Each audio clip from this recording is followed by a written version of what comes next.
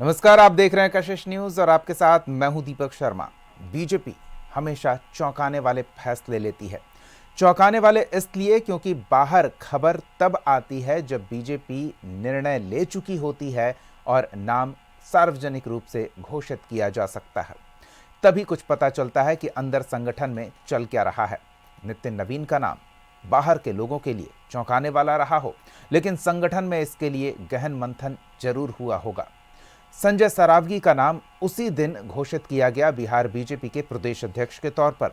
बाहर वालों के लिए ये नाम भी चौंकाने वाला रहा होगा, लेकिन इस नाम पर भी निर्णय लेने से पहले काफी मंथन हुआ होगा। दरभंगा सदर से लगातार भाजपा की जीत सुनिश्चित करते आ रहे मंत्री पद पर रह चुके शीर्ष नेतृत्व ने संजय सरावगी को प्रदेश अध्यक्ष बनाकर आगामी रणनीति को लेकर कुछ स्पष्ट किया है, कुछ दूरदर्शी सोच साझा किया है। लेकिन चर्चा ये भी है कि बीजेपी ने प्रदेश अध्यक्ष की कुर्सी एक वर्ग विशेष के लिए क्या रिजर्व कर दिया है। इस सवाल का जवाब लेंगे हम। हमारे साथ कुछ मेहमान जुड़े हुए हैं, उनसे पहले आपका परिचय करा दें। हमारे साथ बीजेपी की ओर से पार्टी का पक्ष रखने के लिए सुमित शशांक जी हैं, जेडीयू की ओर से पार्टी का पक्ष रखने के लिए राजेश तिवारी जी हैं, कांग्रेस की ओर से पार्टी का पक्ष रखने के लिए राज छविराज जी हैं और राजनीतिक विश्लेषक के तौर पर डॉक्टर धीरज कुमार हैं। तो आरजेडी की ओर से पार्टी का पक्ष रखने के लिए आरजू खान जी हैं। आप सभी का बहुत बहुत स्वागत है। सबसे पहले तो डॉक्टर धीरज जी, आपसे जानना चाहेंगे कि एक गैर राजनीतिक व्यक्ति इस राजनीतिक निर्णय को किस तरह से देखता है। संजय सरावगी को प्रदेश अध्यक्ष बनाने के पीछे बीजेपी की क्या सोच रही होगी, आगे की क्या रणनीति नजर आ रही है, आप किस तरह से देख रहे हैं? नमस्कार यहाँ पे सभी लोग को। मैं पेशे से डॉक्टर हूँ। मैं राजनीतिक दल से बिलोंग नहीं करता हूँ, बट मैं डेली पटना मेडिकल कॉलेज हो या मेरी प्राइवेट प्रैक्टिस हो, उसमें कई जनों से मिलता हूँ। अगर देखा जाए तो लगभग डेली मुझे हर एक ज़िला के लोगों से मुलाकात होती है और उससे मैं कनेक्ट होता हूँ लोगों से। और मेरी शुरू से आदत रही है, मैं उनसे ये भी पूछता हूँ कि आपके ज़िला में कैसा काम चल रहा है, क्या तकलीफ़ है, वहाँ के हॉस्पिटल की क्या हालत है। और मैं पेपर भी देखता हूँ और इन सब चीज़ों को समझता हूँ। तो इन सब चीज़ों से मैं राजनीति से जुड़ा रहता हूँ और मुझे लगता है कि हर एक इंसान को सामाजिक दायित्व होना चाहिए कि वो राजनीति से थोड़ा जुड़ के रहे। और मैं नालंदा का रहने वाला हूँ, तो उसके कारण भी थोड़ी राजनीतिक जो चीज़ें हैं उससे मैं ज़्यादा लगाव रखता हूँ। तो संजय सरावगी सर के बारे में बात चल रही है।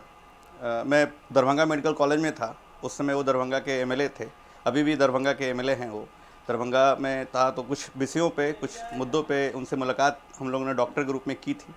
तो एक चीज़ जो बहुत पसंद आई थी मुझे, उनका मृदुल भाषी होना और चीज़ों पे तुरंत एक्शन लेना। तो मैं पर्सनली उनको पसंद करता हूँ। और मैं बात करूँगा भाजपा के निर्णय की, तो भाजपा जो पार्टी है वो प्रयोग करती है और सकारात्मक प्रयोग करते आती है। तो उनका जो निर्णय होता है वो बहुत सारी चीज़ों को देखते हुए होता है और बहुत ही कैलकुलेटेड होता है। तो मुझे जो लगता है, और जो बाकी नॉन पॉलिटिकल लोग हैं उनके तरफ से ये चीज़ें आती हैं सामने निकल के, कि जो संजय सरावगी जी हैं पर्सनली तो अच्छे इंसान हैं, बट वो जिस वर्ग से बिलोंग करते हैं, बैस समुदाय जो है, वो बैस समुदाय की मैं बात करूँगा तो आप बहुत ही संगठित समाज है, बहुत ही डिसिप्लिन समाज है और हमेशा वो बीजेपी का वोटर रहा है, हमेशा सपोर्ट करते आया है। और ये जो इनको बनाने का जो निर्णय लिया गया है, मुझे कहीं ना कहीं से लगता है कि ये बैस समाज को एक रिवार्ड है जो शुरू से उसने सपोर्ट दिखाया है और करते आए हैं उसके लिए।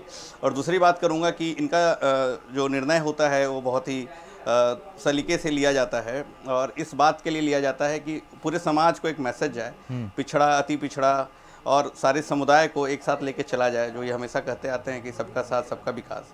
तो इन सब चीज़ों को सामने देखते हुए ये निर्णय लिया गया है और इस निर्णय का दूरगामी असर पड़ेगा, आने वाले चुनाव पे भी पड़ेगा, लोकसभा चुनाव पे भी पड़ेगा और लोग कनेक्ट करेंगे। मुझे लगता है इस निर्णय से जो समुदाय है और बाकी समुदाय भी इससे कनेक्ट करेंगे बीजेपी के साथ। चलिए, और कनेक्ट करने की बात है, मृदुभाषी हैं और तुरंत फैसले लेते हैं, कड़े फैसले लेने में परहेज नहीं करते।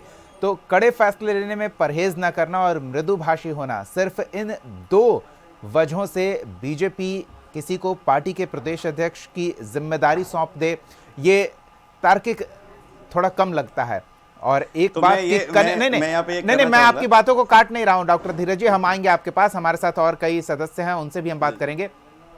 हम इस विषय पर सुमित जी से समझना चाहेंगे कि सुमित जी, क्या समस्या देखने को मिल रही है जिसका समाधान संजय सरावगी के तौर पर बीजेपी ने तलाशा है, और आगे पार्टी को वो कहां लेकर जाएंगे, किस गति से, किस दिशा में लेकर जाएंगे, क्या चुनौती संजय सरावगी के सामने दिख रही है? देखिए दीपक जी, समस्या कुछ भी नहीं है। भारतीय जनता पार्टी क्रमिक तौर पे और सतत प्रक्रिया के अनुसार अंत्योदय करने वाली पार्टी है। हमारी मूल विचारधारा अंत्योदय है, यानी अंतिम पायदान पर बैठे हुए व्यक्ति की आंखों में सपने जो हैं उसको सशक्त करना और उनको पूरा करना, यही भारतीय जनता पार्टी का उद्देश्य है। हमारी पार्टी लोकतांत्रिक पार्टी है। हमारी पार्टी जो है ये राजतंत्रात्मक पार्टी नहीं है जहां एक ही व्यक्ति लंबे अरसे तक राष्ट्रीय अध्यक्ष होता है या फिर एक ही व्यक्ति जो है लंबे अरसे तक प्रदेश अध्यक्ष हो सकता है। हमारे यहाँ मंडल अध्यक्ष जो होता है वो भी प्रदेश अध्यक्ष बनता है, मंडल अध्यक्ष भी राष्ट्रीय अध्यक्ष बनता है। और इसके में कहीं ना कहीं जब आदरणीय संजय सरावगी जी के विषय में आप जानकारी इकट्ठा करेंगे तो राष्ट्रीय स्वयंसेवक संघ की विचारधारा, जहां आम जनता की सेवा करना, बचपन से लेकर के मंडल अध्यक्ष बनना और उसके बाद मंडल अध्यक्ष बनने के बाद एक वार्ड का अध्यक्ष बनना, एक वार्ड में लोगों के लिए काम करना, फिर जाकर के विधायक बनना और 2005 से लगातार विधायक रहना, प्रकलन समिति का सदस्य बनना, और उसके अलावा आप देखिए कि भूमि सुधार मंत्री के रूप में भी सतत प्रक्रिया के अनुसार राज्य की समृद्धि में योगदान करना। तो विश्वास, भरोसा और त्याग, इससे आगे बढ़कर स्वस्थ, शिक्षित, स्वावलंबी बिहार बनाने का उद्देश्य, ये भारतीय जनता पार्टी के उद्देश्य में उनका उद्देश्य निहित है। और ये स्पष्ट हो गया आज। एक सामान्य कार्यकर्ता, जमीनी स्तर पे आम जनता की सेवा करने वाला व्यक्ति, और कहीं भी बिहार के किसी भी कोने से आकर के कोई भी व्यक्ति, मुझे लगता है कि भारतीय जनता पार्टी जैसी बड़ी पार्टी का अध्यक्ष हो सकता है और सेवा का मौका उसको मिल सकता है। तो इससे ज्यादा सौभाग्य और क्या हो सकता है? मुझे लगता है कि राज्य की समृद्धि में जो कंट्रीब्यूशन किसी भी पार्टी का होना चाहिए, उसमें जो भारतीय जनता पार्टी का कंट्रीब्यूशन है, एकता, अखंडता को बनाए रखना, आम जनता की सेवा करना, जो मूलभूत चीजें हैं उनको जमीनी स्तर पे लोगों तक पहुंचाना, लोगों को जोड़ना, संगठन शक्ति कलियुगे का नारा जो हम देते हैं उसमें एकत्रित होके संगठन की शक्ति के माध्यम से समाज का कल्याण करना। जब इस उद्देश्य के साथ हम बढ़ते हैं तो वहां पे आदरणीय दिलीप जायसवाल जैसे लोग दिखते हैं, आदरणीय संजय सरावगी जैसे लोग दिखते हैं। तो पार्टी इस प्रकार के लोगों को प्रदेश अध्यक्ष के पद पे आसीन करती है। आपने देखा कि आदरणीय नितिन नवीन जी राष्ट्रीय अध्यक्ष बनते हैं। एक सामान्य कार्यकर्ता, जमीनी स्तर पे काम करने वाला व्यक्ति, पटना के बांकीपुर से आने वाला विधायक, किसी ने कल्पना नहीं की थी। बड़े बड़े नाम आ रहे थे, लेकिन आपने देखा कि भारतीय जनता पार्टी की जो पार्लियामेंट्री बोर्ड है उसने कैसे विधायक को ली जा करके राष्ट्रीय अध्यक्ष बनाया। और उनके बारे में बहुत लोग कहेंगे कि काम क्या किया, नहीं किया, लेकिन उन लोगों को नहीं मालूम है कि छत्तीसगढ़ जैसा एक नक्सल प्रभावित राज्य, जहां पे कांग्रेस शासित राज्य में, नहीं, अब लोग जान गए हैं, हमने पूरी रिपोर्ट चलाई है, उनके पूरे कार्यक्रम और कार्यशैली पर हमने पूरी खबर दिखाई है, वो लोग समझ रहे होंगे। लेकिन जितनी आसानी से और जितने हल्के तरीके से आप बता रहे हैं, ये उतना हल्का और उतना आसान विषय लगता नहीं है सुमित जी। नहीं, जितने सहज तरीके से, मैं अपने शब्द बदल दे रहा हूं, जितने सहज तरीके से आप संजय सरावगी के नाम को लेकर और संगठन के विचारधारा को लेकर अपनी बात रख रहे हैं, वो उतना सहज नहीं लग रहा है। हम एक मिनट जवाब देने दीजिएगा। देखिए, सहज ही होना चाहिए व्यक्ति को, सुलभ होना चाहिए, सहज होना चाहिए, बहुत ज्यादा जटिल नहीं होना चाहिए। आम जनता सुलभ और सहज लोगों को पसंद करती है। कहावत है ना, बत्तख पानी पर जितनी शांत आगे बढ़ती है ना, नीचे पानी के नीचे उसके पैर उतने ही तेज चलते हैं। तो ये अंदर पानी के नीचे क्या चल रहा है, हम बस वही समझने का प्रयास कर रहे थे। तो राज जी, जितनी सहजता से ये बात रख रहे हैं, कि आपको भी वही लगता है, और जितने आसानी से सुई चुभ हो रहे हैं अपने पड़ोस में बैठे विरोधी खेमे के लोगों को, कि एक विधायक भी, एक पार्टी का कार्यकर्ता भी, एक मंडल अध्यक्ष भी प्रदेश अध्यक्ष और राष्ट्रीय अध्यक्ष के कुर्सी पर बैठने के लिए योग्य माना जाता है संगठन में, तो उस पर क्या कहेंगे आप?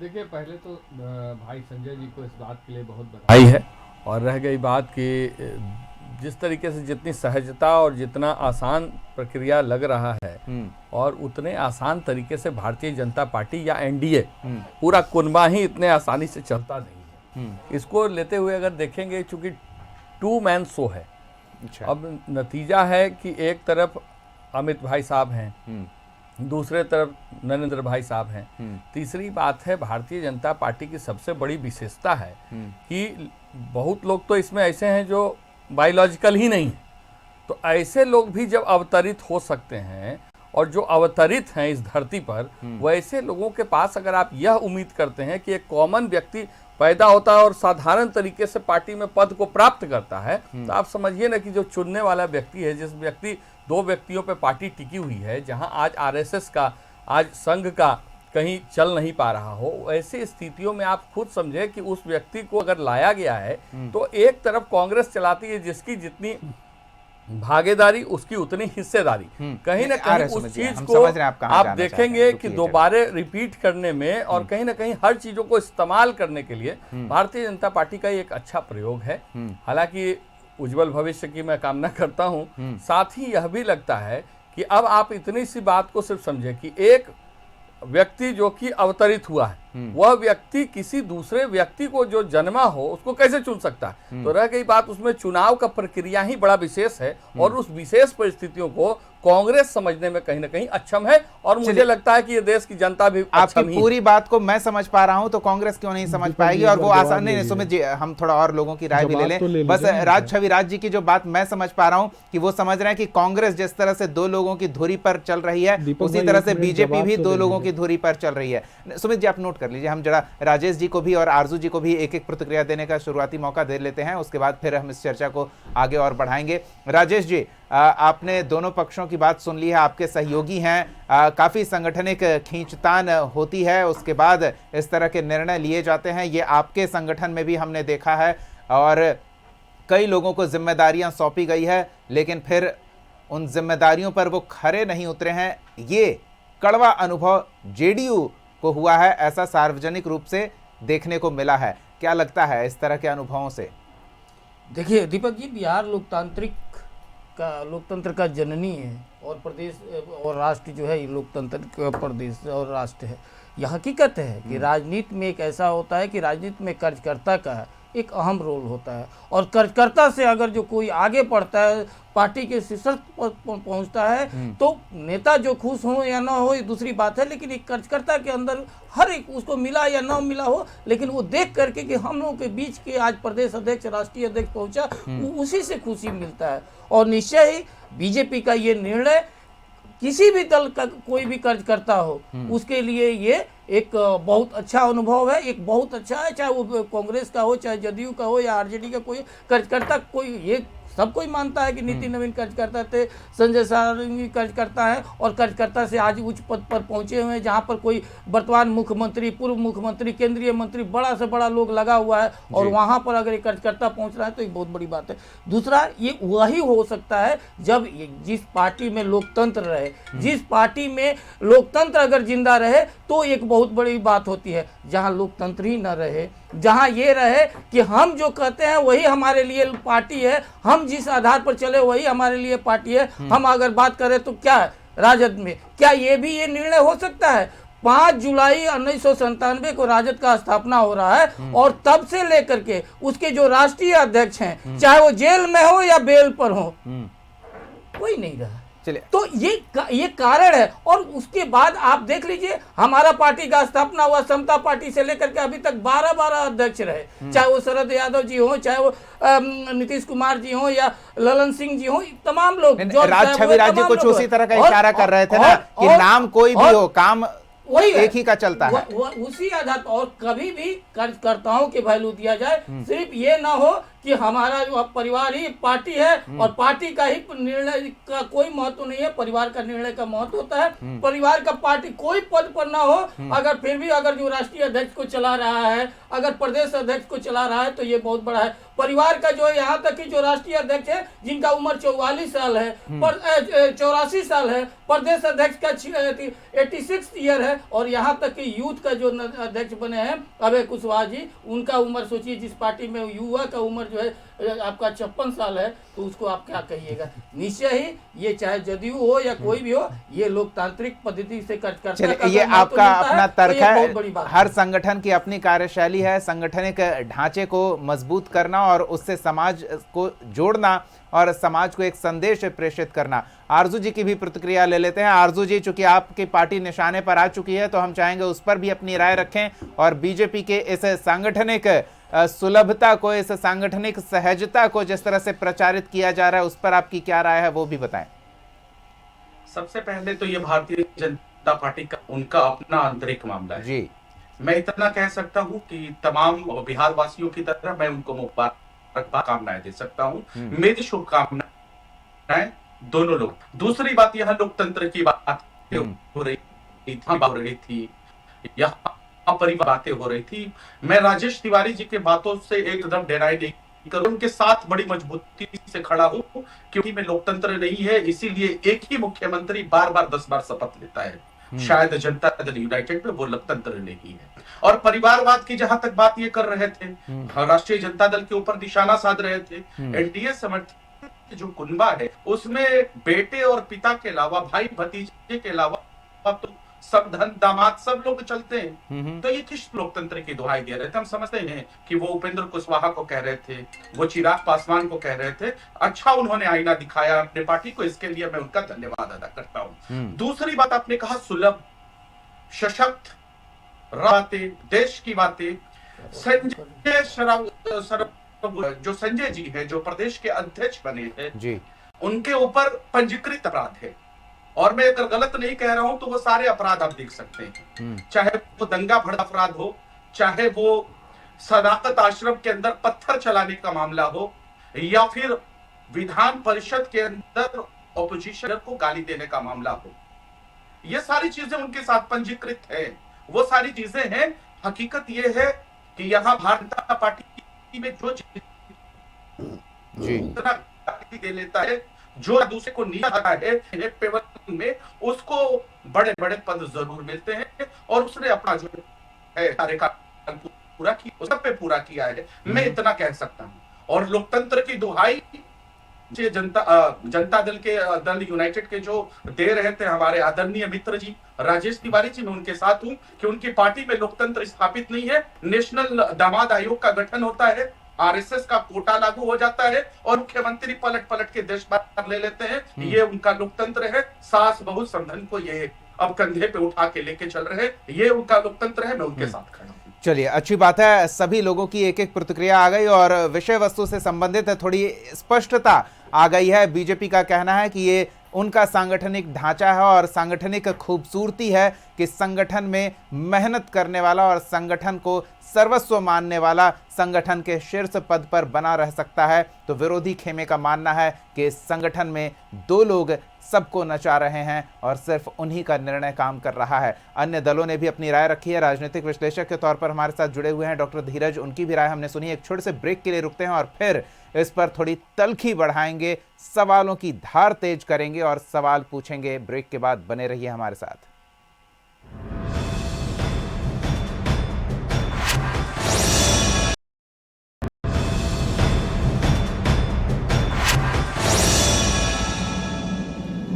ब्रेक के बाद स्वागत है आपका। सवाल हम पूछ रहे हैं संजय सरावगी के प्रदेश अध्यक्ष बनने पर। अब आप सोच रहे होंगे, एक संगठन किसी व्यक्ति को अपनी जिम्मेदारी सौंपता है तो उस पर सवाल क्या बनता है? सवाल ये बनता है कि संगठन बिहार की सत्ता में है, संगठन एक बड़े जनमत के साथ अपने सहयोगियों को लेकर बिहार में निर्णायक भूमिका में है। तो आरजू की बात हमने सुनी, राजेश तिवारी जी की बात सुनी, राज छविराज जी की बात सुनी, डॉक्टर धीरज की भी बात सुनी, और अब सुमित जी से ये सवाल है कि सुमित जी, एक आम मान्यता है कि किसी व्यक्ति को अगर संगठन कोई महत्वपूर्ण पद देता है, कोई बड़ी जिम्मेदारी देता है, तो उस व्यक्ति से जुड़ा एक विशेष तबका संगठन के साथ जुड़ाव महसूस करता है। लेकिन मान्यता है कि जिस तबके से संजय सरावगी आते हैं वो तो बीजेपी का कोर वोट बैंक है। तो फिर इसमें बीजेपी को क्या फायदा है? क्या बीजेपी ने गलती नहीं कर दी किसी ऐसे समाज के व्यक्ति को संगठन में महत्वपूर्ण जिम्मेदारी देता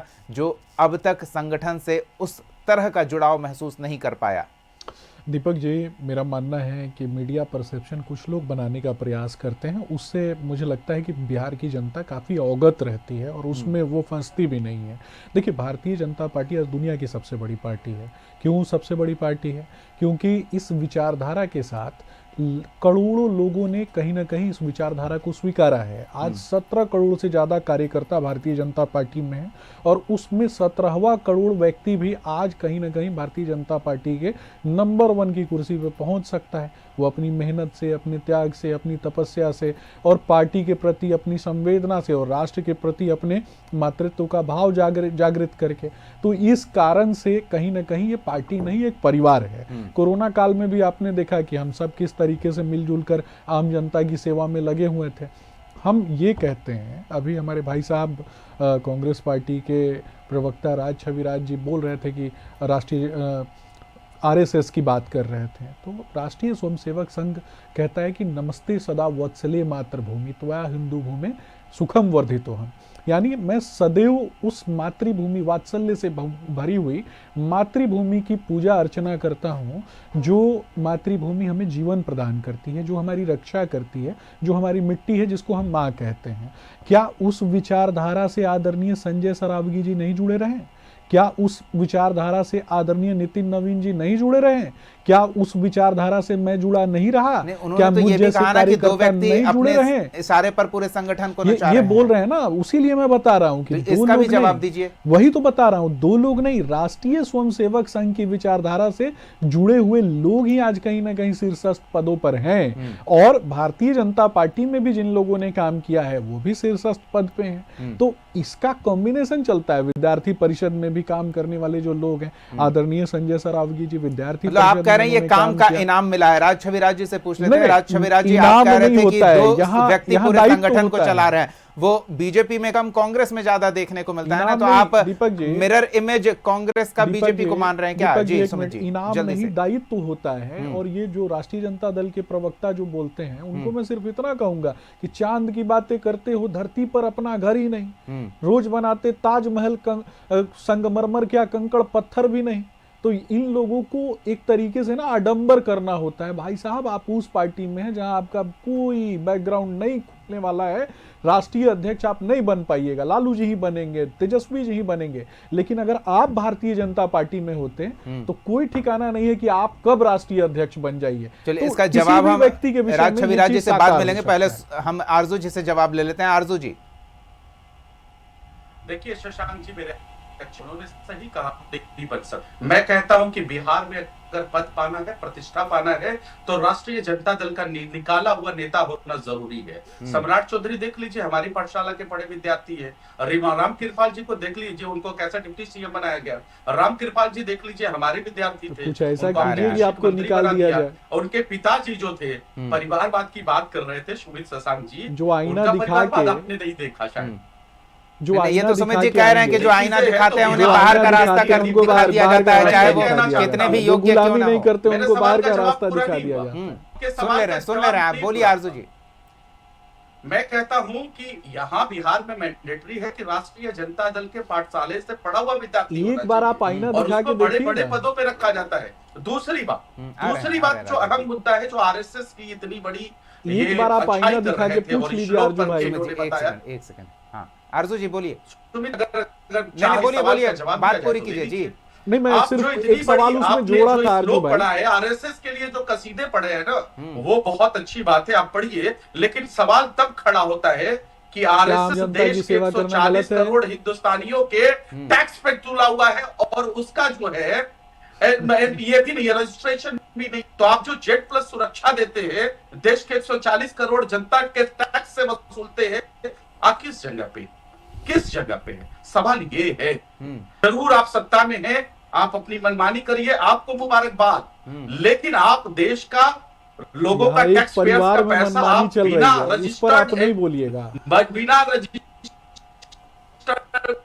रजिस्ट्रेशन के आरएसएस के ऊपर आप कर रहे हैं। और मैंने जहां तक परिवारवाद की बात बताई ना, यहां मैंडेटरी एक बहू को निकाल दिया जाता है, एक राष्ट्रीय बेटी को कला निकाल बने, दिया आपकी जाता है, बात आ एक गई, बेटे को आपकी निकाल बात आ दिया गई। जाता है, बनता है, उस पर और नहीं जी, आपकी लगेगा। बात आ गई। हम बनता है। जरा ये राज सच्चाई छविराज जी पर जो आरोप लगा और उन्होंने जो आरोप लगाया उसका भी जवाब ले लेते हैं। राज छविराज जी, आपको लगता है बीजेपी कांग्रेस का मिरर इमेज है, दो व्यक्ति पूरे संगठन का संचालन कर रहे हैं, ऐसा आपने किस आधार पे कहा? देखिए आप जबकि अभी अभी सुमित जी को आपने सुना है, पूरी व्यवस्था के बारे में इन्होंने साफ जानकारी दे दी है। देखिए हम एकदम स्पष्ट साफ रूपेण बताना चाह रहे थे कि जब जब कांग्रेस को भी मौका मिला आज से पहले, चाहे राजेंद्र बाबू की बात हो या सीताराम केसरी जी को पार्टी में अध्यक्ष बनाने की बात हो, तो उसमें कांग्रेस ने हमेशा बिहार के बेटे को जगह दिया है, बिहार को सम्मान दिया है। और इस बात के लिए देखिए, आप दुखती रग पे हाथ न रखें। आप राजेंद्र बाबू का नाम लेंगे, उनका अंतिम समय किस हालत में बीता है आपको वो सदाकत आश्रम में बीता है, बड़ा सुखमय बीता है। सीलन भरे कमरे में जहां पंखा तक नहीं रहा करता था, वहां बीमारी से खांसते रहते थे, अंतिम समय में कोई देखने नहीं आता था। आप कह रहे हैं बड़े आराम से बीता है, अकेले तो छोड़ देने को अब आप आपकी आराम से जानकारी को कहते मैं हैं, तो सुधार ठीक दूं, है। उस वक्त भी जब उनका अंतिम समय चल रहा था, उस समय भी सदाकत आश्रम में कम से कम देख करके आपने 200 लोगों एहसान का नहीं किया। खाने और पीने का व्यवस्था चलता आपने था। राजेंद्र हम बाबू ये पे कह रहे हैं एहसान कि अगर नहीं पार्टी किया है। अंतर्गत राजेंद्र बात बाबू करिएगा लायक थे। तो राष्ट्रीय पार्टी होने के नाते सत्ता में रहने के बाद भी अगर बिहार के बेटे को देश में मौका अगर देने की बात संविधान थी है तो तो बाबा कहीं ना साहब कहीं भीमराव सीताराम अम्बेडकर केसरी जी को दिया गया था और मौका। ये कह लीजिए ना, राजेंद्र बाबू के एक्सेप्शन इज कारण। नॉट द रूल, ये कौन कहेगा? अब जो यहाँ देखना है, बिहार के बेटे को नितिन नवीन जी को अगर केंद्रीय नेतृत्व में सम्मान मिला है तो ये पहले तो बधाई का बात है। दूसरी बात रह गई कि संजय कम सरावगी से को कम दिया इतना गया। तो मानना होगा कि 2 मैन शो है, इसलिए मैं कह रहा हूं इस बात को कि आप बता दे कौन सा ऐसा मंत्रालय है जिस मंत्री का नाम आम जनता किसी से आप पूछवा ले कि अगर देश बता के दे तो। लोगों ने, रह गई बात एक तरफ देश के फेटा लोगों बांध ने करके राहुल यहाँ अभी गांधी को बात चल रही थी, जो साइड ट्रेनिंग कर लेके दिया आए कि हैं इसमें आरजेडी हमारी से। गलती है अब क्या? आप बता दीजिए कि उनको जब इस्तेमाल करना था और जब तक उनका रहा एक दौर बनाए रखा और फेटा बंधवा के और क्या क्या तमाम तरीके की चीजों से, और अभी जब इनकी आवश्यकता लगी है तो मैंने तो पहले बोला कि कांग्रेस जिस तरीके पे चला था, जिस जगह से चली थी कांग्रेस ने कहा कि जिसकी जितनी भागीदारी उसकी उतनी हिस्सेदारी। आप कम से कम ये तो मांग रहे हैं ना कि आवश्यकता के अनुसार संगठन में जिम्मेदारी सौंपी गई है और संगठन में पार्टी कार्यकर्ता को रोल दो दिया गया है। व्यक्तियों को खुश करने की पार्टी का नाम है भारतीय जनता पार्टी। ये तो आप पहले कह रहे थे, अब आप आवश्यकता पर आ गए। वही बता और उनकी उनकी आवश्यकता आज के डेट में यह है कि जिन दो लोगों पे इशारे में हाथ रख दिया जाए वही व्यक्ति पार्टी का शीर्ष नेतृत्व संभालता है, चाहे राज्य में हो जाए कहीं भी हो। ऐसी स्थितियों में आप देखेंगे कि जब भारतीय जनता पार्टी को लगता है कि उनके घर में उनकी उपस्थिति और उनका सेवादारी अच्छा हो गया है तो वो जिसके चाहे उसके सर पे सिरमौर बांध दे। आप उस तरीके से नहीं कह सकते, चूंकि नितिन नवीन जी के पिताजी, चलिए इस पर सुमित जी भी पिताजी नहीं कह रहे हैं, हम उनको यही समझना चाह रहे हैं श्रद्धांजलि है इस बात के लिए। सोशल फॉर्मूला साधने में बीजेपी चूक कर गई संजय सरावगी का नाम आगे रख के। मैं तो ये पूछ रहा हूँ ना दीपक, या फिर अपने कोर वोट बैंक में किसी तरह की नाराजगी को देखते हुए उस नाराजगी को दूर करने के लिए संजय सरावगी को चुना है। हम तो ये पूछ रहे हैं ना कि कांग्रेस पार्टी किसको खुश करने के लिए काम करती है? रॉबर्ट वाड्रा जो इनके पार्टी के जीजाजी हैं उनको खुश करने के लिए काम करती है। रॉबर्ट वाड्रा कभी कोई बयान देते हैं, पार्टी में आकर के कोई निर्णय लेते हैं, डीएलएफ का सब मामला, अध्यक्ष बना दिया, डीएलएफ का मामला, जमीन का घोटाला सब मालूम है। और उनकी पत्नी रॉबर्ट वाड्रा जी की जो पत्नी है आदरणीय प्रियंका जी, तो प्रियंका जी तो बस बिहारियों को पिटवाने पर ताली बजाती हैं। अब जय शाह जी को क्रिकेट बोर्ड बिहारियों में को पिटाना रहे, जय शाह ने कभी ताली नहीं बजाई है, किसी बिहारी को पिटाने पर नहीं ताली बजाई है। प्रियंका गांधी ने बजाई है। जागता प्रमाण है भारतीय जनता पार्टी। हिंदुओं को गाली देने वाले को क्यों लाए थे भाई साहब? वही दरभंगा में घुमा रहे थे ना। चलिए आप गजब कर रहे हैं। शरद पवार को कौन सा क्रिकेट खेलना आता था? आप दरभंगा में घुमा रहे थे। राज छविराज जी देखिए, ये सब बिना मतलब की बात नहीं। राज छविराज जी सुनिए ना, सुनिए ना, शरद पवार जी कौन सा T20 डेंगू मलेरिया बोलने वाले इंटरनेशनल मैच खेले थे? कैसे बीसीसीआई के अध्यक्ष बनाकर रखे गए थे? हिंदुओं को डेंगू मलेरिया, हाँ तो यही है ना, डेंगू मलेरिया बोलने वाले। ठीक है राजेश जी से एक छोटा सा जवाब ले लेते हैं। बताइए ना, दरभंगा जो हमारी सांस्कृतिक राजधानी है, वहां के लोग कभी कार्यशैली माफ तो ठीक करेंगे है, क्या? आपने दर्जन भर अध्यक्ष बनाए, लेकिन वो अध्यक्ष कुछ अपने सूझबूझ से संगठन में बेहतरी के लिए प्रयास कर रहे थे तो उन्हें किनारे कर दिया जा रहा था। इस तरह के गंभीर आरोप हैं, इस पर क्या कहेंगे? वहां भी तो वन मैन शो ही चल रहा है। कहाँ से वन मैन शो रहा है? अध्यक्ष आप बन रहे हैं, वो अध्यक्ष क्या जॉर्ज साहब को कोई साइड कर सकता है क्या? शरद यादव जी का कोई साइड कर सकता है क्या? इस तरह के जवाब है। देखिए राजद के पास जवाब नहीं है। अभी ये आरएसएस के बता रहे हैं भैया आपके जो राष्ट्रीय जेडीयू की थोड़ी विस्तार नहीं, एक मिनट, आपका जो राष्ट्रीय अध्यक्ष है, सुरक्षा के बात कर रहे हैं, 162 पुलिसकर्मी इनके लालू परिवार के सुरक्षा में लगे हुए हैं। किस लिए लगे हुए हैं? लालू जी जेल में भी रहते तब भी उनके घर पर सुरक्षा कर्मी लगे हुए हैं। और दूसरी बात ये आरएसएस की बात कर रहे हैं भैया, अगर आरएसएस न रहता ना तो लालू यादव जी नहीं रहते राजनीतिक हैसियत। अगर 73 में वो बन रहे हैं तो उसी अखिल भारतीय विद्यार्थी परिषद जो आरएसएस का इकाई है उसी के बदौलत पटना यूनिवर्सिटी के छात्र संघ के अध्यक्ष बनते हैं। ठीक है, जवाब आपने दे दिया। राजेश जी, मेरे सवाल का भी जवाब दे दीजिए ना। मुख्यमंत्री बनते हैं, इसलिए राजेश जी आरएसएस का अगर कोई सबसे ज्यादा अगर फायदा उठाया है तो उसका नाम है लालू यादव। ठीक है, और कोई नहीं उठाया। राजेश जी, अब मेरे सवाल, आरजू जी का जवाब हो गया,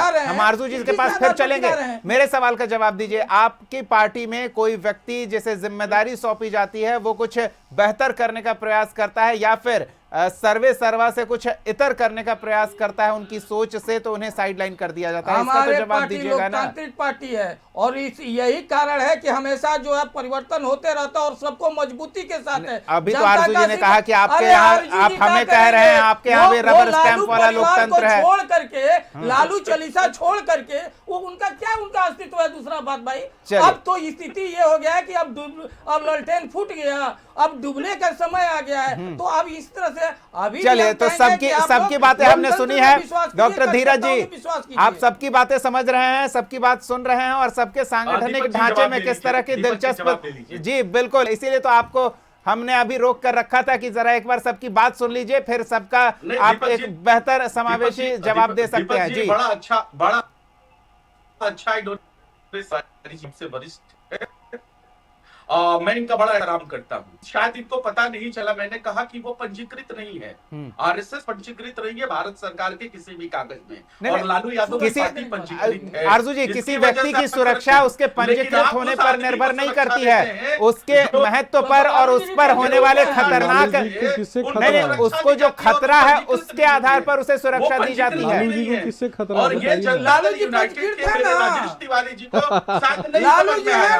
नहीं समझ में आया। चलिए ठीक है, हो गया आरजू जी, राजेश जी हो गया, ठीक है, ठीक है आरजू जी हो गया, राजेश जी क्या होता है स्पष्ट कर दिया गया ना कि व्यक्ति की सुरक्षा को लेकर जो पैमाना है वो उस पर होने वाले खतरे को देखते हुए है, ना कि उसकी अहमियत को। व्यक्ति कौन है, किस संगठन का है, किस स्थिति में है, किस स्तर का है, इससे ज्यादा महत्वपूर्ण है उस पर किस तरह के खतरे हैं। चलिए हम डॉक्टर धीरज जी के पास चलते हैं। धीरज जी, सभी संगठनों के कार्य प्रणाली को लेकर सबकी बातें आपने सुनी है, किस तरह से देख रहे हैं? देखिए, मैं एक आम आदमी की तरह बात करूंगा। मैंने आप लोग सबका सुना और मैं रिक्वेस्ट करूंगा कि आप लोग 2 मिनट मेरी बात सुने और समझे। मैं किसी पार्टी के लिए बात नहीं कर रहा हूं, चाहे वो जदयू हो, राजद हो, लोजपा हो या बीजेपी हो। पार्टी वही चलती है, वही मजबूत होती है, इस बात का इतिहास भी गवाह रहा है, जो कार्यकर्ता को खुश रखती है, कार्यकर्ता में आत्मविश्वास डालती है। चाहे कोई भी संगठन हो, चाहे वो कोई भी तरह का चीज हो, उसमें जो लोग आपके साथ जुड़े हैं उसमें कॉन्फिडेंट होना बहुत जरूरी है। तो मैंने ये जो बात महसूस की है, जो भी अभी हाल फिलहाल में बीजेपी ने निर्णय लिया, माननीय नितिन नवीन की बात हो, माननीय संजय सरावगी की बात हो, ऐसे निर्णय कांग्रेस और राजद में भी लिए गए हैं। ऐसा नहीं है कि वहाँ नहीं लिए गए हैं, बट अभी मैं बात उन्हीं की करूँगा जो अभी निर्णय हुए हैं। तो एक आम आदमी, आप और हम यहाँ बैठे हुए हैं, आप लोग को अगर बोला जाए कि जाओ एमबीबीएस की तैयारी करो, उसका पूरा करिकुलम आपको पता है। मैंने भी एमबीबीएस किया, एमडी किया, डीएम किया, बड़ा आसानी से सब कुछ कर लिया। लेकिन आज आप हमको बोलिएगा कि जाइए वहाँ का राजनीति में एक टिकट लेके वहाँ चुनाव लड़ लीजिए, बड़ा मुश्किल लगता है, असंभव जैसा दिखता है। और अभी देखिएगा 10-15 साल में तो बहुत कम नए चेहरों की एंट्री हुई है बहुत राजनीति में। जो पहले आंदोलन हुआ करते थे राजनीति में, लोग छात्र नेता के रूप में उभरते थे, वो चीज़ें बहुत कम हो गई हैं। अभी आज के समावेश में आप देखिएगा छात्र नेता नहीं निकल के आ रहे हैं, बहुत ये जो छात्र नेता की राजनीति है वो बहुत घटते जा रही है।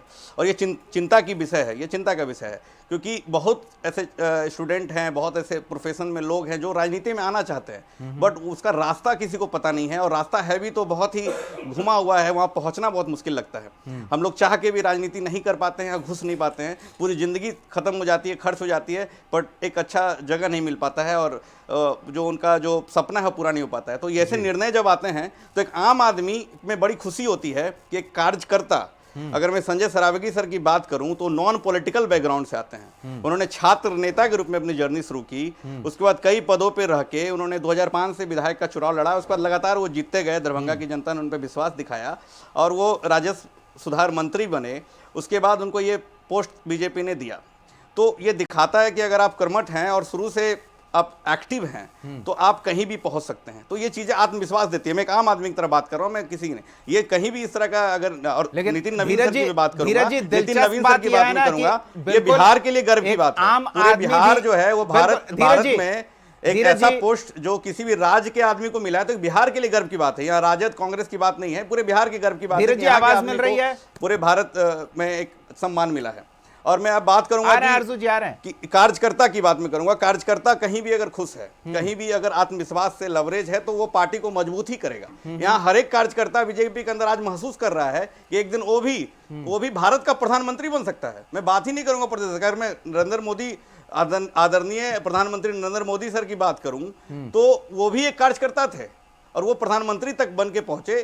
तो एक मैं एक आम आदमी की तरह बात कर रहा हूं कि आप में अगर जज्बा है, जोश है और आपको एक ऐसे पार्टी का सपोर्ट है जहां पे संभावनाएं असीमित हैं। आसमान एक जो हम लोग बोलते हैं एक पत्थर तबीयत से उछालो तो यारो, तो ये चीजें बीजेपी में दिख रही है मुझे और वो चीजें हो रही है। तो मैं एक आम आदमी जब मैं मिलता हूं किसी से बोलता है सर बीजेपी की पार्टी में संभावना तो बनती है, किसी परिवार की पार्टी नहीं है, ये चीजें हैं। हाँ, परिवारवाद सब जगह है, यहाँ भी है, कुछ लोग हैं जो परिवारवाद यहाँ भी दिख रहा है, लेकिन ओवरऑल अगर मैं बात करूं तो यहाँ किसी एक परिवार का वर्चस्व नहीं है, तो चीजें अच्छी लगती हैं। तो ये सब चीजें जो हैं आम आदमी को प्रभावित करती है और कहीं ना कहीं कार्यकर्ता बनने के लिए भी प्रेरित करती है कि इस पार्टी से जुड़ेंगे तो शायद मेरा भी कभी ना कभी नंबर आ जाएगा अगर मैं अच्छे से कर्मठ भाव से देश हित के लिए कुछ करूं और ये दिखाऊं।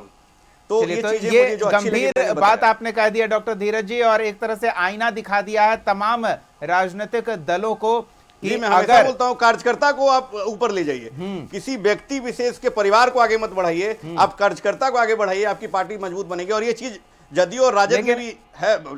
बिहार की जनता सियासी रूप से थोड़ी ज्यादा सजग होती है। हर एक कार्यकर्ता अपने आप को लालू यादव ही समझता था। बिल्कुल। और नीतीश सर के साथ भी ये चीजें हैं, जो भी कार्यकर्ता जो जदयू से जुड़ा हुआ उन्होंने बहुत कुछ पाया पार्टी की तरफ से, तो ये चीजें मजबूत करती है संगठन को। इस समझ में और होने में क्या फासला रह जाता है, ये हम थोड़ा अब समझ लेते हैं। समय थोड़ा और लेंगे और थोड़ी थोड़ी बातें सभी सहयोगियों से, सभी मेहमानों से करेंगे। आरजू जी, जैसा डॉक्टर धीरज ने कहा कि एक समय था जब पार्टी का हर कार्यकर्ता खुद को लालू यादव मानता था, लेकिन अब कुछ तेजी से बदला है। तो ये भी बता दीजिए कि क्या कोई व्यक्ति आपके संगठन में इस सोच के साथ जुड़ सकता है कि कल मैं भी इस संगठन का मुखिया बन के मुख्यमंत्री के पद के लिए योग्य बन पाऊंगा? देखिए, सबसे बड़ी बात है कि जो राजनीतिक विश्लेषक साहब है उनका बहुत बाकी से उनके ऊपर मेरी कोई टिप्पणियां है। मुन्नी रजक एक कपड़ा धोने वाली एमएलसी बन सकती है। अब एक कारी शोएब जो 25 सालों पार्टी के रहते हैं और एकाएक युवा से उनको उठा के एमएलसी बनाया जा सकता है। कैसे कैसे लोगों को जो चपरासी जो थे, खुद आदरणीय शायद यादव चपरासी के क्वार्टर में रहने वाले, वो इस प्रदेश के मुख्यमंत्री बन, पता भी कितने ऐसे दर्जनों लोग हैं। आदरणीय मैं रामविलास पासवान जी की बात करूं, जब वो एक भी सीट नहीं जीत कर आए थे तो उनको विधानसभा राज्यसभा भेजने का काम किया था।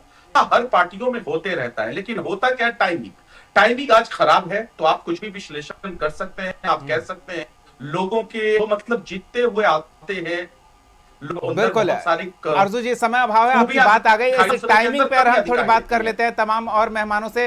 राजेश तिवारी जी, एक तो हो गया कि क्या आप जल्दी से आरजू जी, जल्दी से छोटा सा तिवारी जी हमसे बात में कहना चाहता, तो वो कह रहे थे कि क्यों नहीं दिया जाए सुरक्षा, और भी कह रही थी यहाँ सुरक्षा देने से और पंजीकृत करने से दो नहीं कि अब ये लालू यादव जी दो बार मुख्यमंत्री रह चुके हैं, देवी मुख्यमंत्री रह चुके हैं, लीडर ऑफ अपोजिशन रह चुके हैं, तो उनको भारत सरकार का दायित्व बनता है सुरक्षा देना। और आप वैसे आदमी को सुरक्षा देते हैं उन टैक्स पेयर्स के पैसे पे जो कि पंजीकृत नहीं है। ये बात राजेश तिवारी जी नहीं समझ पाए। मैं पंजीकृत तो होना जरूरी है क्या? भारत के नागरिक को अगर खतरा होगा तो उसे पुलिस और विशेष सुरक्षा नहीं मिलेगी?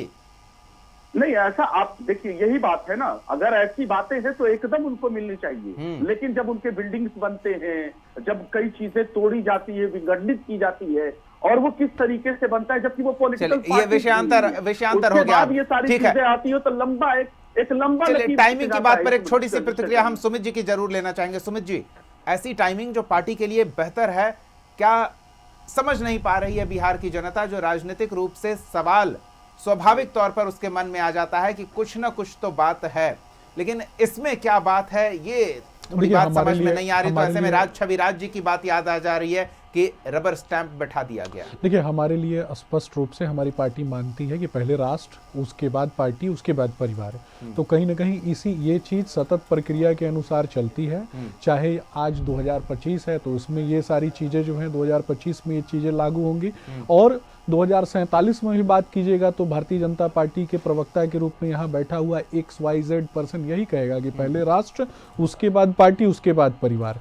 तो कहीं ना कहीं हमारे लिए आम जनता प्रथम है, नीतियां लाना और नीतियों का क्रियान्वयन करना। पार्टी मजबूत रहती है तो निश्चित तौर पे उन नीतियों की समीक्षा होती है और आम जनता को लाभ होता है। चलिए, बहुत बहुत धन्यवाद। समय अभाव है, हम थोड़ा समय से ज्यादा आगे बढ़ गए हैं। बहुत बहुत धन्यवाद राजेश तिवारी जी, राज छविराज जी, डॉक्टर धीरज कुमार जी, आरजू खान जी, सुमित शशांक जी, अपना समय देने के लिए, इस चर्चा में शामिल होने के लिए।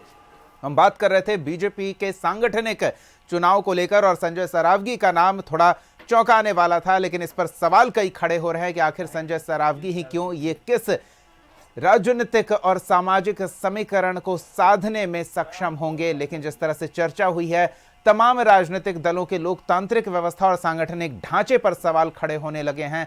इस पर सवाल होगा आगे और भी, और जनता भी सवाल पूछेगी। उस सवाल को लेकर हम फिर सामने आएंगे और इस विषय पर चर्चा करेंगे। फिलहाल के लिए इतना ही। देखते रहिए कशिश न्यूज़।